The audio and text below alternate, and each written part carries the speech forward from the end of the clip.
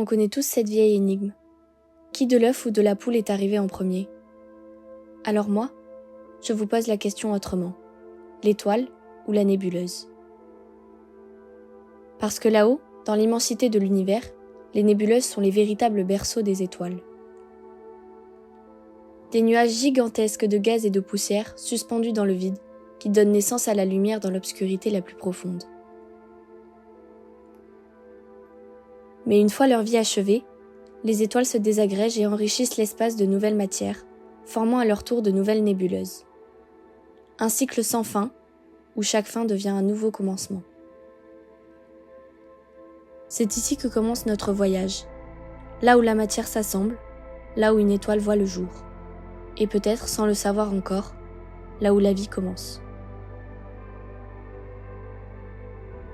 Au cœur de l'univers, tout commence dans une nébuleuse, un immense nuage de gaz et de poussière suspendu dans l'espace.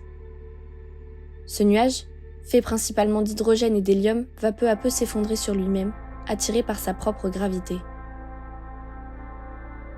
À mesure que la matière s'assemble, une boule se forme. On l'appelle une proto-étoile. Elle n'émet pas encore de lumière, mais en son cœur, la température grimpe, jusqu'à atteindre un seuil critique, 10 millions de degrés. C'est là que la magie opère. Les noyaux d'hydrogène fusionnent entre eux pour créer de l'hélium. Cette fusion nucléaire libère une énergie immense. C'est elle qui allume l'étoile, qui lui permet de briller, de chauffer, de rayonner dans l'obscurité du vide. C'est ainsi que naît une étoile, un processus lent, invisible à l'œil nu, mais fondamental. Une étincelle d'équilibre entre gravité et lumière, entre matière et énergie. Ainsi naissent les étoiles. Mais leur berceau, la nébuleuse, est bien plus qu'un simple point de départ. Ces nuages colorés, épars dans le vide, sont comme les grands jardins de l'univers.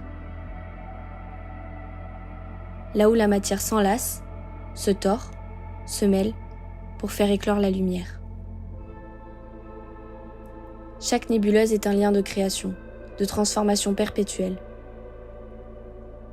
Un atelier céleste où l'univers façonne ses chefs-d'œuvre. On pourrait les comparer à des serres cosmiques, où les graines stellaires germent lentement, patiemment, avant d'éclore en nouvelles étoiles. Les couleurs qu'on y voit ne sont pas juste belles, elles racontent une histoire. Du bleu des jeunes étoiles brûlantes au rouge des gaz en fusion, chaque nuance témoigne de la chimie en action, du souffle vital de l'univers en mouvement. Dans ces vastes jardins célestes, la beauté et la complexité ne s'opposent pas, elles coexistent. Et quand on lève les yeux vers le ciel, on regarde en réalité un tableau en cours de création, peint depuis des milliards d'années. Quand une étoile arrive en fin de vie, elle ne disparaît pas totalement. Elle explose parfois en supernova, ou se dispersant lentement, libérant dans l'espace les éléments qu'elle a forgés pendant des milliards d'années. Ce sont ces poussières d'étoiles, riches en carbone, oxygène, hydrogène, fer, qui ont formé tout ce qui nous entoure. La Terre elle-même est née de cette matière recyclée, l'air que nous respirons, l'eau qui coule dans nos rivières, les molécules qui composent nos cellules. Sans elle, il n'y aurait ni planète, ni océan, ni vie. Nous sommes littéralement faits de poussière d'étoiles.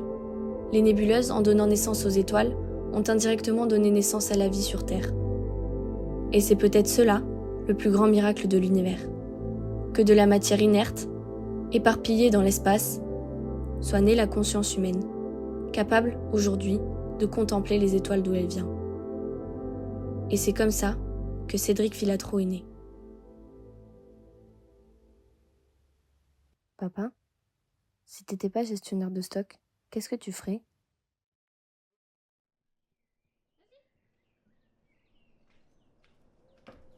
Depuis que je suis petite, je le vois installer son matériel d'astronomie. Devant ma baie vitrée, il va et vient avec son télescope, son trépied, ses câbles. Je ne comprenais pas trop ce qu'il faisait, mais ça m'a toujours intriguée.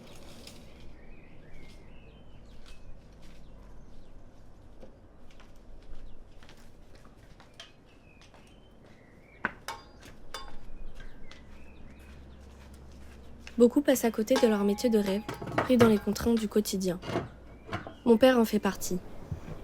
Mais en levant les yeux vers le ciel, il n'a jamais cessé de vivre sa passion autrement.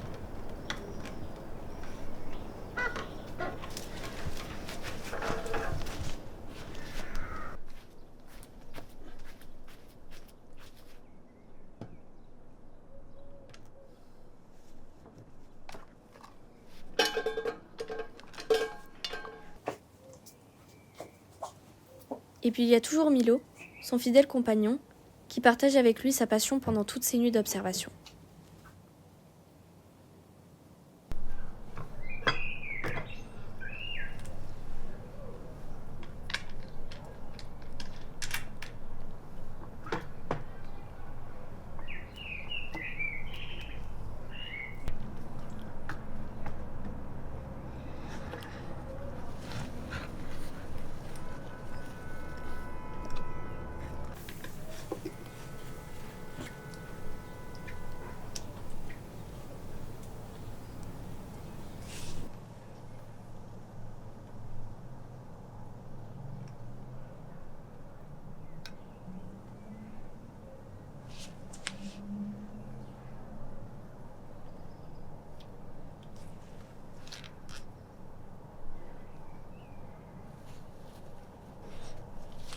Là, on vient d'installer des poids, des contrepoids, pour en fait que l'équilibre soit fait au niveau de la monture entre le matériel qui est installé d'un côté et les contrepoids de l'autre, pour que ce soit le maximum équilibré.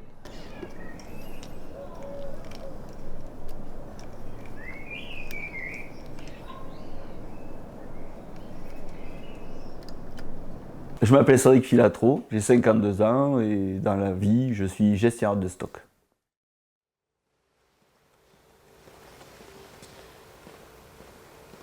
Mon père travaille depuis 26 ans chez ID Logistics en tant que gestionnaire de stock. Il s'assure que tout est toujours à sa place, que rien ne manque et que rien ne se perde. Il gère les flux de marchandises, les stocks de l'entreprise.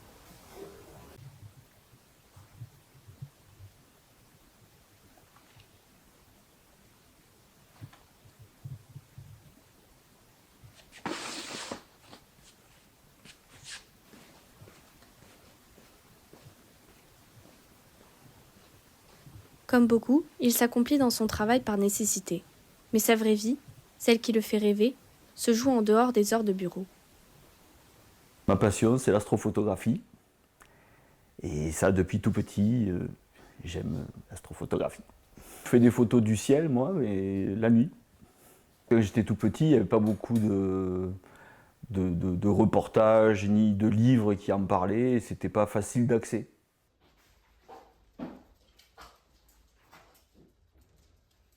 J'ai souvent l'habitude de fouiller dans cette bibliothèque.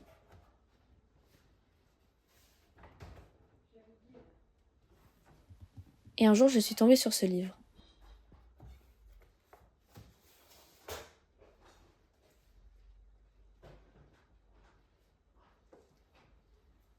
Voici le livre qui m'a donné envie de découvrir l'astronomie. Alors c'est un livre que j'avais trouvé à la bibliothèque quand j'étais au collège. Donc 1985, il y a 40 ans.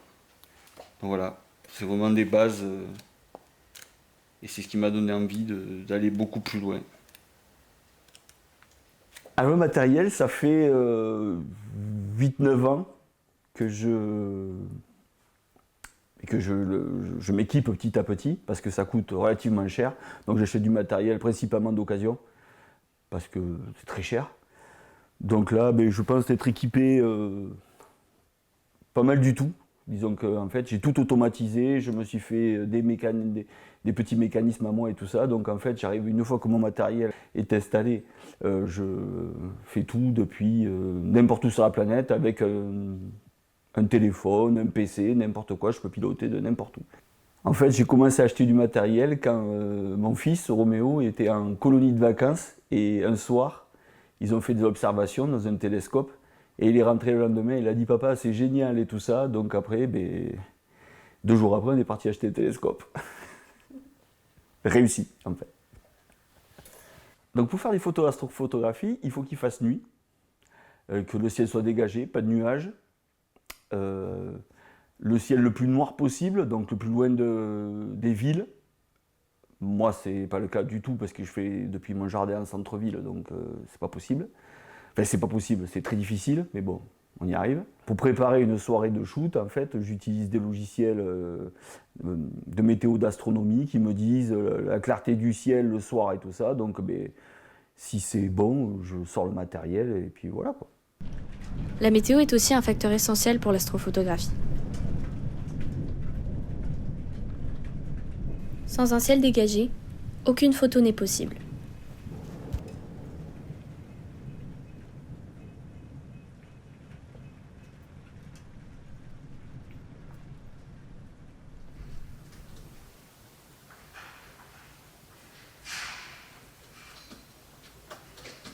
Quand il me parle de sa passion, je sens que ça le fait vibrer.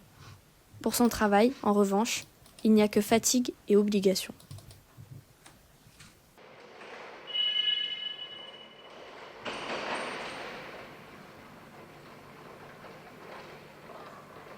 Mais dès que le soleil est assez bas, alors pas besoin qu'il fasse nuit noire, là on fait ce qu'on appelle la mise en station du télescope. C'est-à-dire qu'on aligne la monture sur l'étoile polaire. Voilà. Et c'est à partir de ça que le télescope va être réglé pour suivre sur un seul axe le déplacement des astres dans le ciel. En fait, ce n'est pas des astres qui se déplacent dans le ciel, c'est la Terre qui tourne. Et donc, en fait, il faut qu'ils suivent le télescope.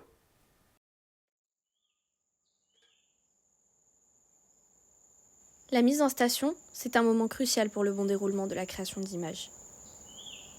C'est là que sa passion prend vie et que la nuit commence à révéler ses étoiles.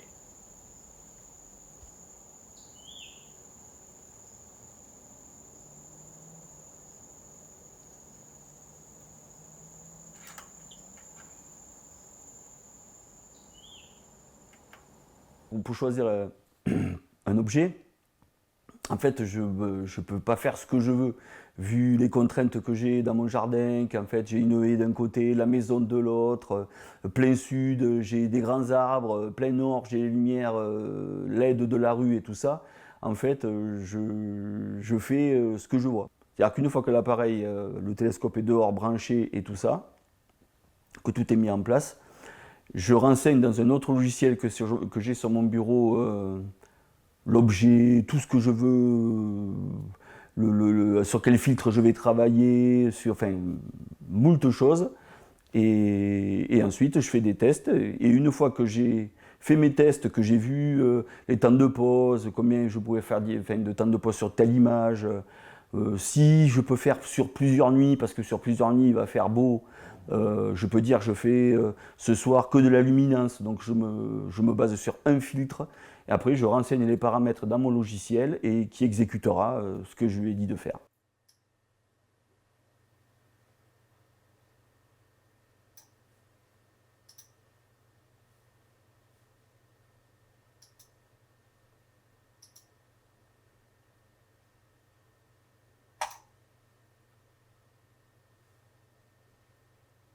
On va prendre l'exemple d'une image LRVB.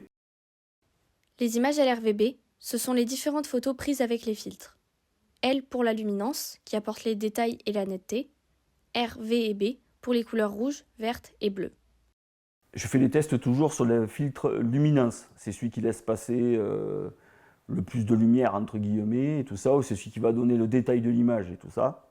Donc je fais les tests sur ces filtres. Déjà, je peux régler, j'ai une caméra qui me permet de régler la température. Comme les capteurs font des longs temps de pause, ils chauffent, ça détériore l'image. Donc moi, j'ai une caméra où je peux régler la température du capteur. Là, je le règle toujours à moins 10 degrés. Voilà, donc je renseigne ça dans mon logiciel, moins 10 degrés. Et après, vu le ciel, entre guillemets, pourri que j'ai, je ne peux pas faire des temps de pause en luminance de plus de 1 minute. Donc je règle mes temps de pause sur 1 minute. Après, je fais des tests, voir si s'il est trop bas à l'est, il va falloir que je descende un peu et tout ça. Donc les temps de pause. Donc en fait, je fais tous ces petits réglages, je renseigne tout ça dans mon logiciel. Et quand tout me convient, j'appuie sur play.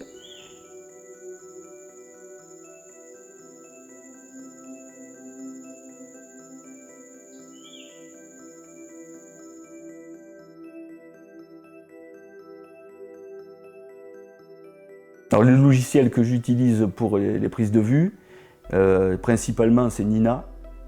C'est un logiciel qui rassemble pas mal de choses, qui, premier abord, a l'air compliqué comme ça, mais qui en fait est simple. C'est le logiciel qui va piloter tout, la caméra de suivi, la monture, le focalisateur automatique, qui va piloter tout ça avec les paramètres que je lui donne. Après, j'utilise une interface ASCOM qu'on appelle, c'est-à-dire c'est une sorte de pilote qui va convertir le langage informatique en langage que va comprendre la monture. Et après, j'utilise PHD Guiding, c'est un autre logiciel qui me permet de faire du guidage via une deuxième caméra que j'ai pour rattraper des petits défauts de guidage de la monture. En fait, c'est une deuxième caméra qui filme une étoile et qui envoie des informations. Une fois que j'ai rentré tous les bons paramètres, que j'ai tout préparé, que j'ai pensé enlever le bouchon du télescope, parce que ça m'est déjà arrivé de faire des photos avec le bouchon du télescope. Donc en fait, c'est des photos noires, c'est magnifique. Et j'appuie sur un bouton et tout sera automatique. Chaque décision qu'il prend impacte directement le bon fonctionnement de l'entreprise. Et même si son travail reste souvent invisible, il est essentiel pour que tout roule sans accroc.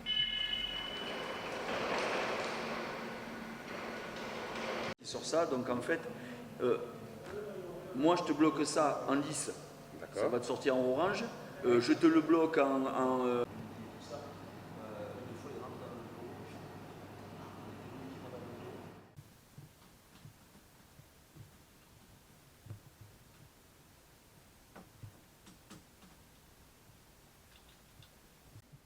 Les semaines où il travaille de nuit, il passe parfois à côté de ciels propices à de belles images.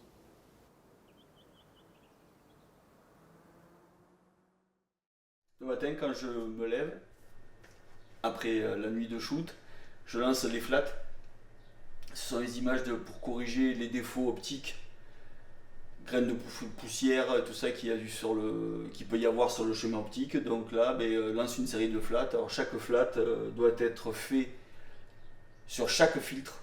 Donc c'est des paramètres que j'ai rentrés au logiciel, c'est-à-dire sur le filtre luminance, il me fait 30 flats. On choisit un pourcentage de luminosité de l'image qui va faire automatiquement. Le logiciel va. Donc moi j'ai choisi la 55% de l'histogramme. Et donc sur chaque filtre, il va me faire 30 images et qui me permettront de faire des masters flat pour le traitement d'image après. Voilà.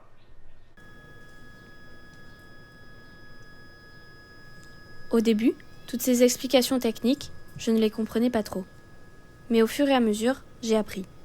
Les flats, c'est juste des photos prises sur une surface blanche qui corrigent les petits défauts de l'optique et du capteur pour que l'image finale soit parfaite.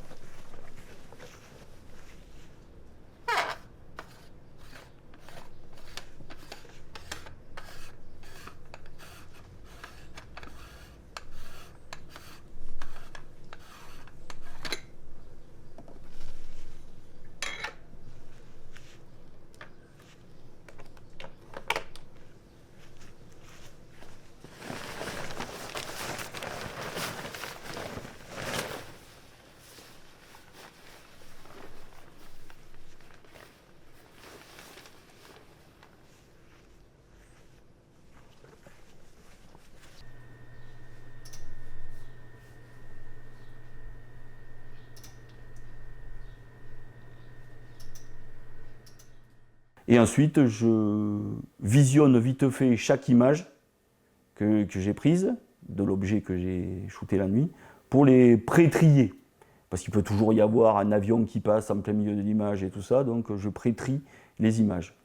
Une fois qu'elles sont pré-triées, je crée un dossier pour que tout soit bien rangé, parce que je peux me trouver avec des centaines de photos en une nuit. Et ensuite, je transfère du petit ordinateur qui est dessous à mon gros ordinateur pour après passer au pré-traitement de l'image et au traitement de l'image via un autre gros logiciel qui me permet de créer l'image finale. Le pré-traitement, ça consiste en fait à nettoyer les images qu'on ait prises, toutes les brutes qu'on ait prises sur chaque filtre. Pour ça, on utilise les DOF, les Dark, Offset et Flat, ce sont des images de calibration. Dark, techniquement, c'est une image avec le même temps de pause que sur les images qu'on ait prises, c'est-à-dire que si on a fait des pauses de 1 minute, on fera des darks de 1 minute, mais au lieu de viser quelque chose, il faut que ça soit dans le noir. C'est pour faire ressortir les pixels morts de la caméra, ou les pixels chauds, les pixels froids, enfin voilà.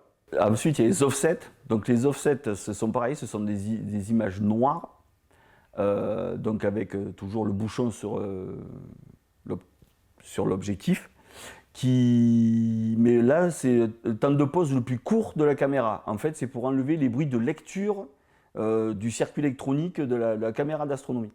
Et après, il y a les flats. Alors les flats, c'est avec une lumière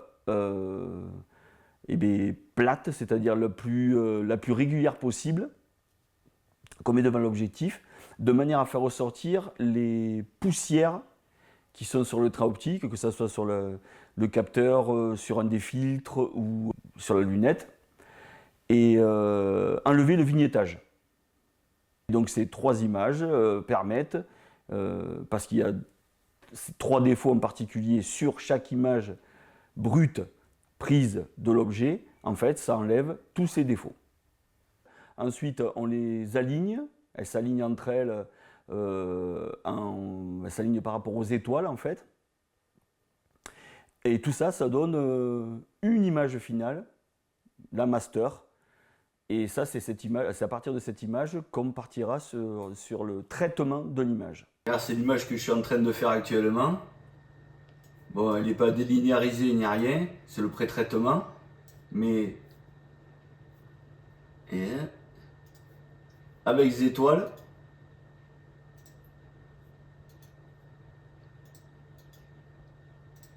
et ça. T'as vu le paquet de nébuleuses qu'il y a? Il va y avoir un gros travail sur les étoiles là, pour faire ressortir ça. Le traitement de l'image, pour faire simple, en fait, on étire l'image. Étirer, ça veut dire qu'on la passe de linéaire à délinéarisé.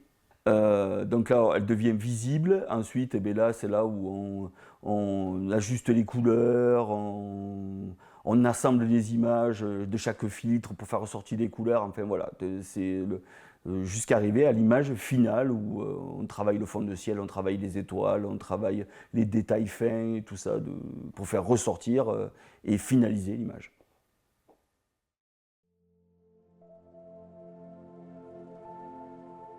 Voilà le résultat. Une image que mon père est allé chercher lui-même, loin dans le ciel, après des heures de précision et de patience. Et moi, je la regarde avec admiration, parce qu'à travers elle, c'est aussi un peu de lui qu'il m'a transmis.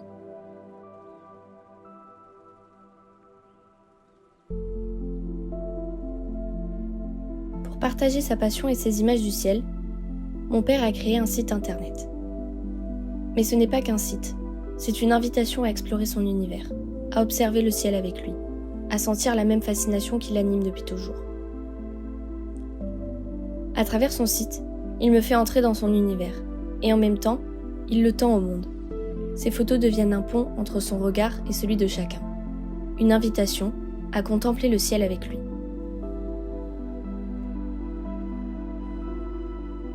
J'observais les étoiles avec les yeux d'un enfant qui cherchait à trouver des formes dans les nuages. Aujourd'hui, je les observe à travers les siens.